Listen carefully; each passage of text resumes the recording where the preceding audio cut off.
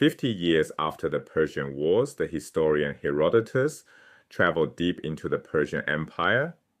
There, he met a small community of Greek-speaking people, farmers and laborers living in quiet exile far from the sea. They told him they were Eretrians. Their grandparents had lived in a thriving city on the island of Euboea, just off the coast of mainland Greece. Then the Persians came. The entire population was uprooted, marched thousands of miles inland, and resettled as subjects of the great king. They had been there ever since. What happened to Eretria was meant as a warning to Athens.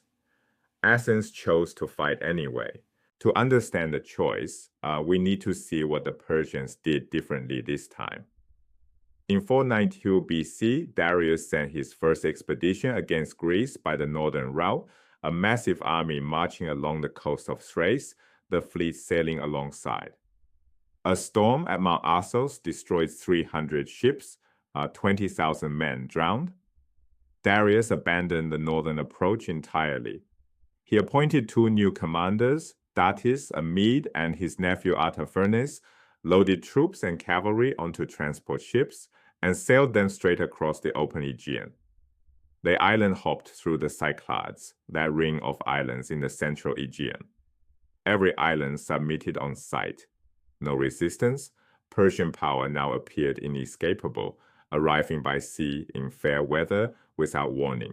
The fleet struck Eretria first, a prosperous trading city on the island of Euboea. The Eretrians had sent ships to aid the Ionian revolt years earlier, and Darius had not forgotten. After a short, brutal siege, the city fell, betrayed, Herodotus tells us, by two of its own citizens who opened the gates. What followed was total annihilation, temples burned, the entire population, men, women, children, enslaved and deported to the Persian interior, resettled near Susa in a dusty village thousands of miles from home. This was not random cruelty. This was a calculated message addressed directly to Athens. You are next. Eretria's destruction followed a centuries-old imperial playbook.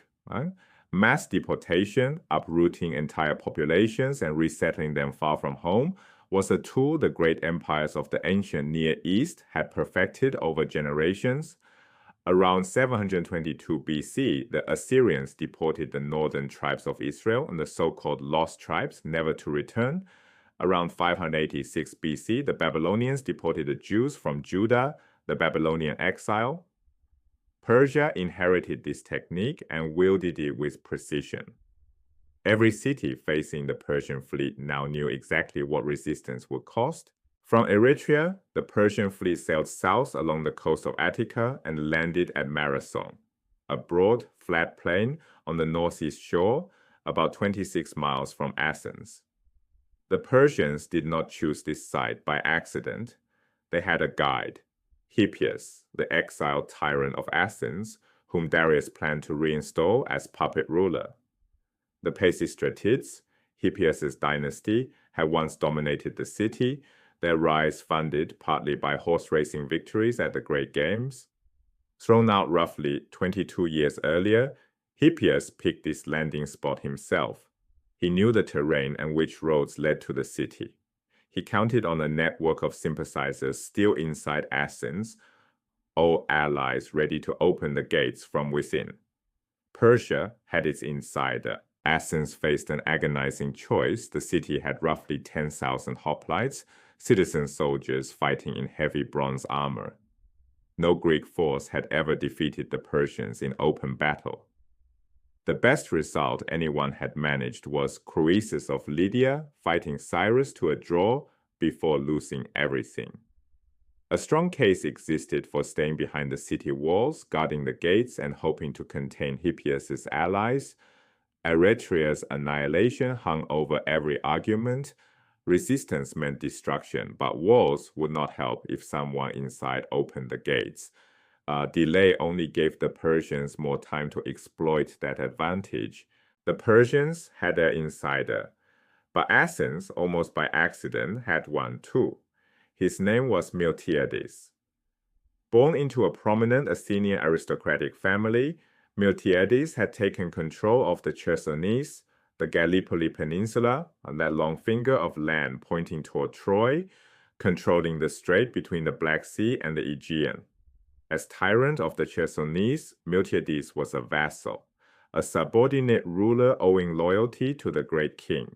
He grew rich taxing ships passing through the strait. He attended Persian councils. He commanded troops under Persian authority. When Darius launched his invasion of Susa around 513 BC, crossing the Danube on a pontoon bridge, the great king entrusted Miltiades with guarding that bridge, the army's only lifeline back to the empire. Miltiades held the great king's bridge over the Danube. He later claimed he argued for destroying it, trapping Darius in the Scythian wilderness. True or self-serving, the essential fact remains, this man had stood at the center of Persian military operations. He observed how they organized supply, how they moved armies, how commanders made decisions. When the Ionian revolt erupted, Miltiades joined the rebels. When the revolt collapsed, he fled to Athens with a price on his head, the only man in the city who had personally served alongside Darius, king of kings. Here is the crucial symmetry.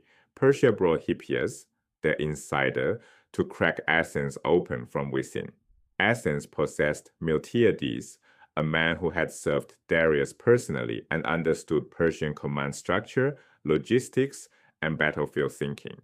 When Miltiades urged the Athenians to march out and fight at Marathon, his counsel carried unique authority. He was not guessing about Persian capabilities. He knew how they fought. He knew where they were vulnerable. The balance tipped. Athens would fight. The Battle of Marathon was shaped before a single spear was thrown. By exiles, turncoats, and men who had crossed between worlds, the patterns here stretch far beyond one battle. Mass deportation as imperial policy runs from Assyria through Babylon, through Persia, through centuries of successive empires. Herodotus, meeting those Eretrian descendants 50 years later, remains one of history's most haunting encounters, proof that these policies created trauma lasting generations. The insider game, using exiles and collaborators to conquer from within, repeats across every era. Rome used it, colonial powers used it, modern great powers use it.